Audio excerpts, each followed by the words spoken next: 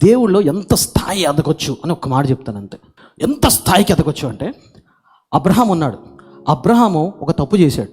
ఏం తప్పు అంటే, తన సొంత భార్యని చెల్లిగా చెప్తాడు.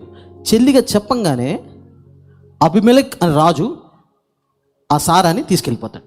చేసిన తప్పెవరు? అబ్రహాం. జాగ్రత్తగా వినండి. ఆ రాత్రం 2 రోజుల తర్వాత మరి దేవుడు వచ్చి అబిమెలెక్ కనపడి, నువ్వు చచ్చిపోతావు రే అంటాడు. ఇంగ్లీష్లో యువర్ ఎ డెడ్ మ్యాన్ అని. అబ్రహాం ఎవరు అనుకున్నావు? నా ప్రవక్త. నువ్వు ఆ ప్రవక్తతో ప్రార్థన చేయించుకో. ఎందుకంటే అప్పటికే దేవుడు ఏం చేస్తాడంటే ఆ రాజ్యంలో ఉన్న స్త్రీల గర్భమును మూసివేస్తాడు. నేను మెల్లిగా చెప్తాను, అర్థం చేసుకోండి.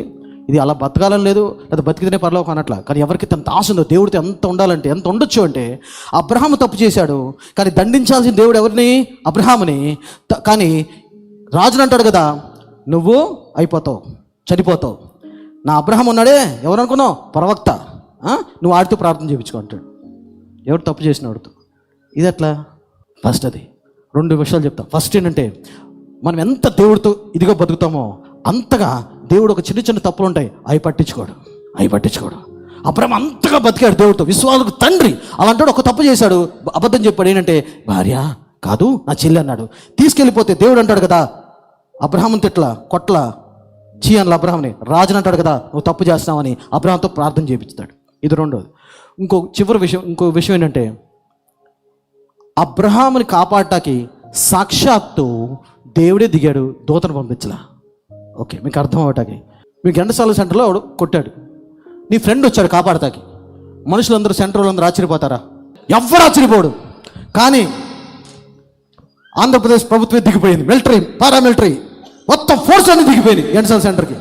ఏటులు ఆశ్చర్యపోతారు లేదా? నీ ఫ్రెండ్ వచ్చాడు, ఆశ్చర్యపోరు. కానీ మొత్తం గవర్నమెంట్ అంతా వచ్చేసింది, అందరూ ఆశ్చర్యపోతారు. అమ్మో, ఈయన పట్టుకుని ఈడ వెనకాల ఇంత ఉందా, గవర్నమెంట్ దిగిపోయింది బాబాయ్ అని ఆశ్చర్యపడతాడు. ఏమేం? అలాగే మనల్ని పట్టుకుంటే సాక్షాత్తు దేవుడే దిగితే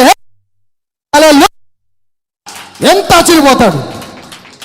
ఎందుకంటే అబ్రహాం చేసిన తప్పు అబ్రహాం, కానీ దేవుడే దిగిపోయాడు. దేవుడే దిగి వచ్చేసాడు.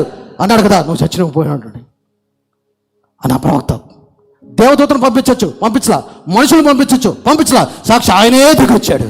నేను ఎలా కోరుకుంటానంటే, నా జీవితం ఇంకా అంత నేను ఎదగలేదు, కానీ ఎంత కోరుకుంటా అంటే, నువ్వు కూడా ఎవరైతే దేవుళ్ళు ఎదగాలంటే ఎంత కోరుకుంటే, దేవా నా మీద కన్నా నమ్మచ్చొచ్చురా, లేకపోతే ఎవరన్నా ఎదురు వచ్చినా సరే సాక్షాత్తు నువ్వు దేవుడు, మనుషులు పంపించొద్దు, దేవదూతలు కూడా వద్దు, నువ్వే దిగి రావాలా, నువ్వే జోక్యం చేసుకోవాలా, నువ్వే కలెక్ట్ చేసుకోవాలా, నా పక్షాన్ని నువ్వే మాట్లాడాలా.